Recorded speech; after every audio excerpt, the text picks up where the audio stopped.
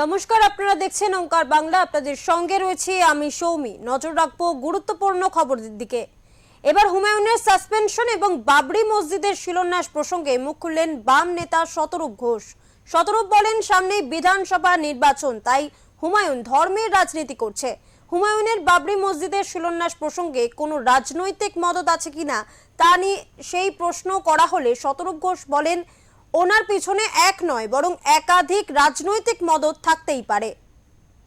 মন্দির মসজিদের রাজনীতি তো নির্বাচনের আগেই তো হয়। মন্দির মসজিদের রাজনীতি যারা ধর্ম করার জন্য মন্দির মসজিদ করে তারা সারা বছর করে, আর যারা ভোট পার করার জন্য মন্দির মসজিদ করে তাদের তো ইলেকশন আসলেই এগুলো চাগার দিয়ে ওঠে। হুমায়ুন কবির বাবরি মসজিদ বানাবেন, ভালো কথা। যখন বাবরি মসজিদ যে মাটিতে ধ্বংস হয়েছিল সে মাটিতে গিয়ে বানাতেন বুঝতাম। বাবরি মসজিদ তো আর মুর্শিদাবাদে ছিল না, ছিল অযোধ্যায়। তাও উনি মুর্শিদাবাদে মসজিদ বানাতেই পারেন, কিন্তু কথাটা হচ্ছে বাবরি মসজিদ যারা ধ্বংস করেছিল উনি 2019-এর লোকসভা ভোটে সেই দলের প্রার্থী ছিলেন মুর্শিদাবাদে।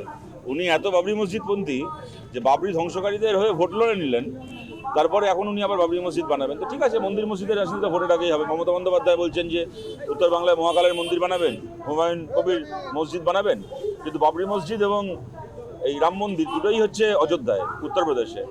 এখন উত্তরপ্রদেশের রাজনীতিকে পশ্চিমবাংলায় আমদানি করা হচ্ছে। আমরা গর্ব করে বলতাম যে মন্দির মসজিদের রাজনীতি ইউপিতে হয় আর পশ্চিমবাংলায় স্কুল কলেজ হাসপাতালের রাজনীতি হয়।